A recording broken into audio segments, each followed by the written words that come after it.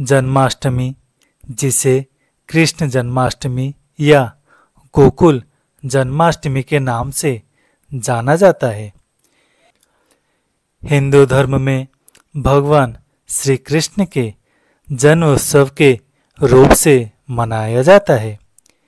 ये पर्व हिंदू धर्म में भगवान कृष्ण के जन्म उत्सव के स्वरूप मनाया जाता है। ये पर्व हिंदू पंचांग के अनुसार भाद्रव माह के कृष्ण पक्ष की अष्टमी तिथि को मनाई जाती है। श्री कृष्ण का जन्म मथुरा के राजा कंस के अत्याचार से पृथ्वी को मुक्ति दिलाने के लिए हुआ था। इस पर्व का ऐतिहासिक और धार्मिक मान्यताएं अधिक है और ये प्रेम, भक्ति और धर्म की विजय का प्रतीक है। कृष्ण का जन्म मथुरा नगरी में हुआ था। उनके माता पिता वसुदेव और देवकी थे। वसुदेव एक सम्मानित यजुवंशी थे और उनकी पत्नी देवकी मथुरा के राजा कंस की बहन थी। कंस को अपनी बहन से अति अधिक प्रेम था, मगर एक भविष्यवाणी के लिए उसका ये प्रेम भय में परिवर्तन हो गया। भविष्यवाणी के अनुसार देवकी के 8वें गर्भ का संतान ही कंस का वध करेगा।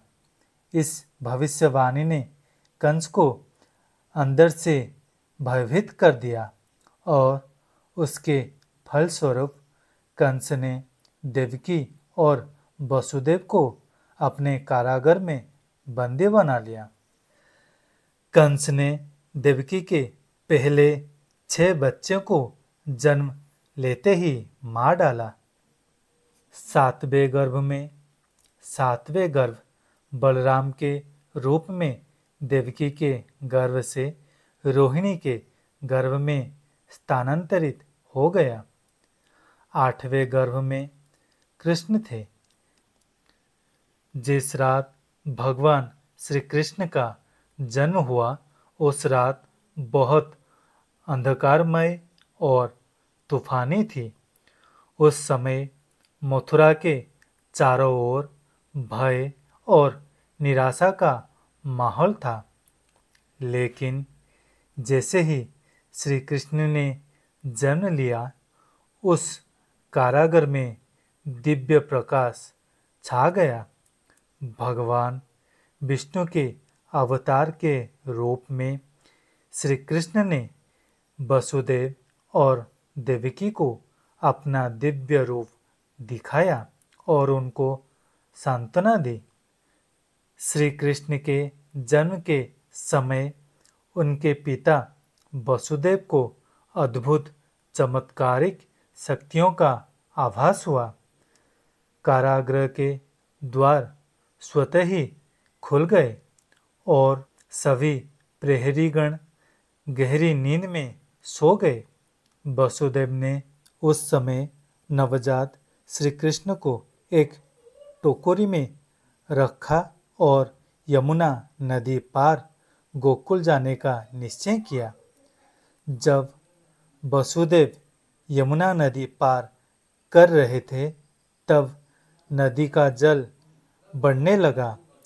लेकिन जैसे ही श्री कृष्ण का पैर जल में स्पर्श हुआ, जल का स्तर कम हो गया और वसुदेव जी सुरक्षित रूप से नदी पार कर लिए और गोकुल में पहुंच गए।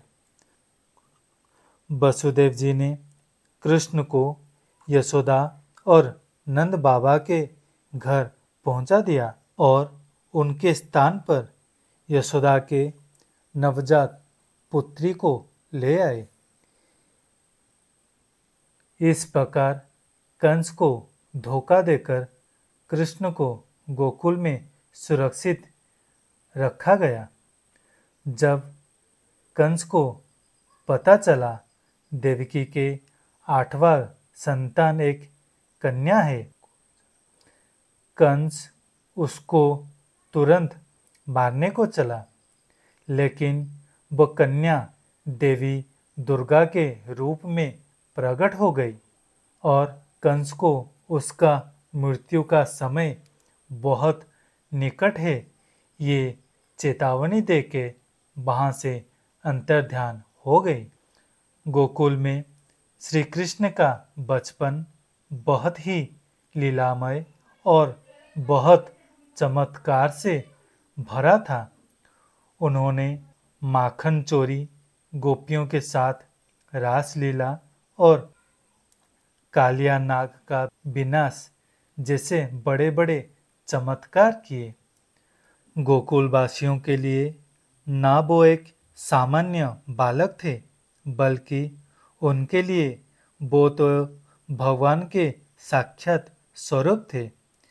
श्री कृष्ण की लीला से केवल गोकुल नहीं बल्कि समस्त ब्रज मंडल प्रभावित था। अपने बाल्यकाल से बहुत से असुरों का वध किए थे, जिनको कंस ने भेजा था।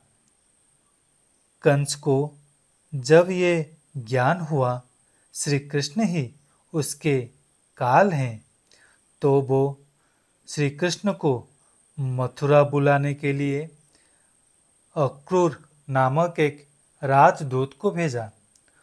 अक्रूर ने श्री कृष्ण को मथुरा ले जाने के लिए निर्णय लिया। मथुरा पहुंचने पर कंस ने एक विशाल कुश्ती प्रतियोगिता का आयोजन किया, जिसमें उसने मल्ल युद्ध के लिए श्री कृष्ण और बलराम को आमंत्रित किया।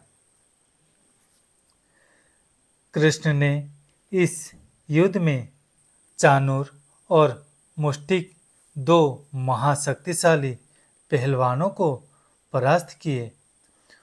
उसके बाद श्री कृष्ण ने कंस को उसी के सिंहासन से खींचकर उसकी वध कर दिए और मथुरा को उसके अत्याचार से मुक्त किया। कंस के अंत के बाद कंस का वध करके भगवान श्री कृष्ण ने अपने माता पिता को कारागार से मुक्त किया और अपने नाना उग्रसेन को मथुरा का राजा बना दिया। भगवान श्री कृष्ण का जीवन धर्म, नीति, कर्म और निष्काम प्रेम का प्रतीक है।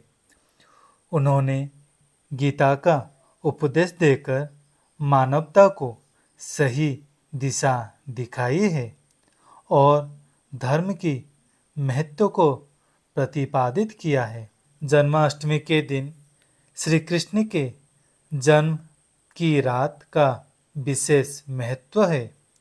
इस दिन में भगवान श्री कृष्ण को बड़े ही विशेष श्रृंगार किया जाता है और भगवान श्री कृष्ण के जो भक्त हैं उनके लिए उपवास करते हैं। हमारे पुराणों में ये मान्यता है, जन्माष्टमी का व्रत जो प्राणी पवित्र मन से भगवान श्री कृष्ण का इस व्रत का पालन करता है, उसके सहित वो अपने 21 पीढ़ी का उद्धार करता है और भगवान श्री कृष्ण का परम कृपा प्राप्त करता है। इसलिए प्राणी को पवित्र भाव से इस जन्माष्टमी का व्रत करना चाहिए। मथुरा और वृंदावन में इस जन्माष्टमी का बड़ा ही महिमा है।